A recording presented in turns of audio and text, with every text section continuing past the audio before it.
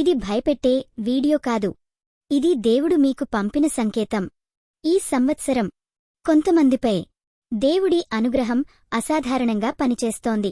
మీరు కష్టపడకపోయినా కాదు, మీరు ఏడవకపోయినా కాదు, కాని అనుకోకుండా మీ జీవితంలో మంచి జరుగుతుంది. ఈ 5 రాసుల్లో మీది ఒకటైతే ఈ వీడియో మీకోసమే. చివరి వరకు వినాలి. మీరు చాలా నిశ్శబ్దంగా భరించారు.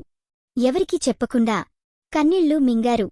దేవుడా, ఇంకెప్పుడు నా వంతు అని మీరు అడిగిన ప్రశ్న ఇప్పుడు ఆయన దగ్గరికి చేరింది. ఈ వీడియో మీ నమ్మకానికి దేవుడు ఇచ్చిన సమాధానం. ఇంతకాలం మీ జీవితంలో ఒకే కథ నడిచింది. మంచితనంత కాని గుర్తింపులేదు, శ్రమక కాని ఫలితం లేదు, నమ్మకంత కాని మోసం, ప్రార్థనక కాని ఆలస్యం. మీరు అనుకున్నారు, బహుశా నా విధి అంతే. కాదు, ఇది ముగింపు కాదు. ఇది పరీక్ష ముగిసే ముందు నిశ్శబ్దం. ఇప్పుడు చెప్పబోయేది సాధారణ జ్యోతిష్యం కాదు. ఈ సంవత్సరం గురు, చంద్రుడు, శుక్రుడు ఒకే ధారలో కదులుతున్నారు. ఈ కలయిక దేవుడి అనుగ్రహాన్ని కొన్ని రాశులపై వర్షంలా కురిపిస్తుంది. అది అదృష్టం కాదు, అది మీ పూర్వపుణ్యం. ఇప్పుడు మొదటి రాశి కర్కాటకం. మీరు ఎవరికీ చెప్పకపోయినా దేవుడితో మాత్రం నిజంగా మాట్లాడారు.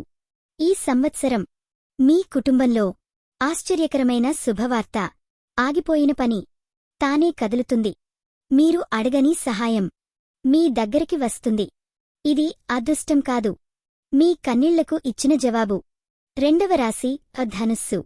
మీరు దేవుడిపై ఎప్పుడూ కోపపడలేదు, బాధలో కూడా నమ్మకం వదల్లేదు.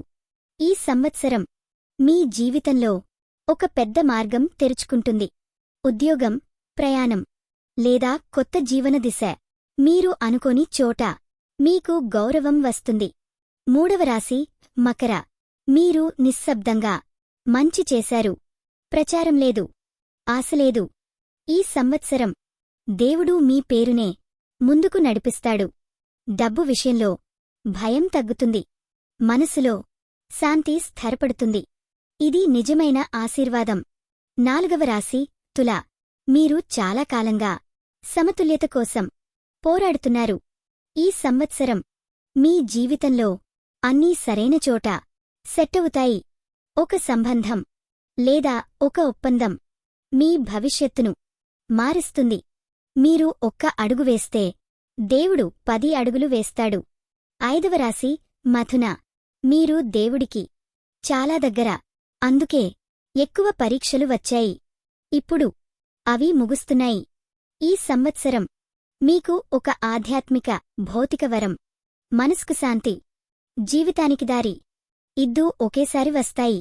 ఈ 5 రాశులవాళ్లు ఒక చిన్న పని చేస్తే అనుగ్రహం ఇంకా పెరుగుతుంది. ప్రతి గురువారం ఒక దీపం వెలిగించి ఒక్క మాట చెప్పండి, నాకు ఉన్నదానికి కృతజ్ఞుడిని. ఏమీ అడగకండి, కృతజ్ఞతే మీ పెద్ద ప్రార్థన. మీరు ఈ వీడియో ఇంతవరకు చూశారంటే మీ మీద దేవుడి చూపు ఉంది. లైక్ చేయండి. మీ జీవితంలోకి ఈ ఆశీర్వాదాన్ని ఆహ్వానిస్తున్నానన్న సంకేతంగా కామెంట్లో మీ రాశి పేరు రాయండి. మీకు దేవుడు ఏ రూపంలో వరం ఇస్తాడో చెప్పాలి. సబ్స్క్రైబ్ చేయండి, ఎందుకంటే రాబోయే దీవెనల సూచనలు మీరు మిస్ అయితే మళ్ళీ దొరకవు. మీ జీవితం ఇప్పుడే దేవుడి చేతుల్లోకి వెళ్ళింది.